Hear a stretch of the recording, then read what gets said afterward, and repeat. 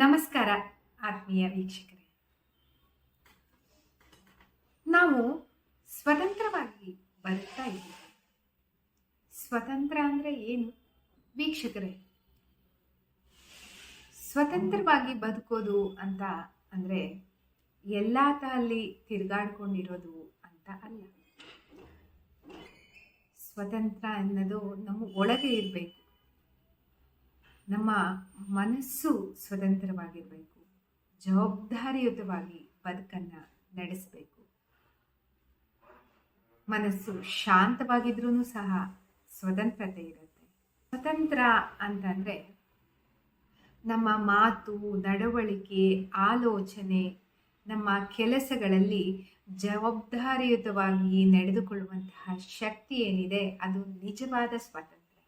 ಹೊರಗಿನ ಬಂಧನಗಳಿಂದ ಮುಕ್ತವಾಗುವುದು ಒಂದು ರೀತಿಯ ಸ್ವತಂತ್ರ ಆದರೆ, ನಮ್ಮೊಳಗಿರುವಂತಹ ಕೋಪ, ಕೆಟ್ಟ ಆಲೋಚನೆಗಳು, ನಡವಳಿಕೆಗಳು ಇದೆಲ್ಲವನ್ನ ನಾವು ತಿದ್ದುಕೊಂಡು ಸರಿಪಡಿಸ್ಕೊಂಡು ಹೋಗುವಂಥದ್ದು ನಿಜವಾದ ಸ್ವಾತಂತ್ರ್ಯ. ನಾವು ಬೇರೆ ಯಾರನ್ನು ನೋಯಿಸದೆ ನಮ್ಮ ಕೆಲಸ ಕರ್ತವ್ಯಗಳ ಕಡೆಗೆ ನಿರಂತರವಾಗಿ ಸಾಗುವಂತಹ ಸಾಮರ್ಥ್ಯ ಏನಿದೆ ಅದು ನಿಜವಾದ ಸ್ವಾತಂತ್ರ್ಯ. ವ್ಯಕ್ತಿಗೆ ಹಣ ಇರ್ಬೋದು, ಕೋಟ್ಯಾಂತರ ಬೆಲೆ ಬಾಳುವ ಆಸ್ತಿ ಸಂಪತ್ತುಗಳಿರಬಹುದು, ಆದರೆ ಅವನ ಮನಸ್ಸಿನಲ್ಲಿ ಶಾಂತಿ, ನೆಮ್ಮದಿ, ಸಮಾಧಾನ ಇಲ್ಲ ಅಂತಂದರೆ ಆ ವ್ಯಕ್ತಿ ಖಂಡಿತ ಸ್ವತಂತ್ರವಾಗಿ ಜೀವಿಸಲಾರ.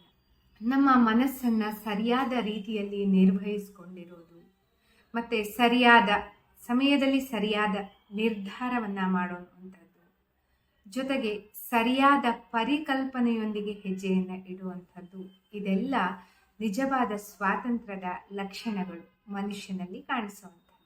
ಏನಾಗಿ ಹೇಳೋದು ಇಷ್ಟೇನೆ, ಸ್ವಾತಂತ್ರ್ಯ ಅಂತಂದರೆ ನಮ್ಮ ಹೊರಗಿರುವ ಸರಪಳಿಗಳೇನಿದೆ ಅದನ್ನು ಬ್ರೇಕ್ ಮಾಡೋದನ್ನು, ಮುರಿಯೋದನ್ನು, ನಮ್ಮ ಒಳಗೆ ಇರುವ ಬಂಧನಗಳನ್ನು, ನಾವೇನು ನಮ್ಮೊಳಗೆ ಒಂದಿಷ್ಟು ಕಟ್ಟುಪಾಡುಗಳನ್ನು ಹಾಕ್ಕೊಂಡಿರ್ತೀವಲ್ಲ ಅದರಿಂದ ಮುಕ್ತವಾಗುವುದು ಸಹ ನಿಜವಾದ ಸ್ವಾತಂತ್ರ್ಯ ಅಂತ ನನ್ನ ಭಾವನೆ.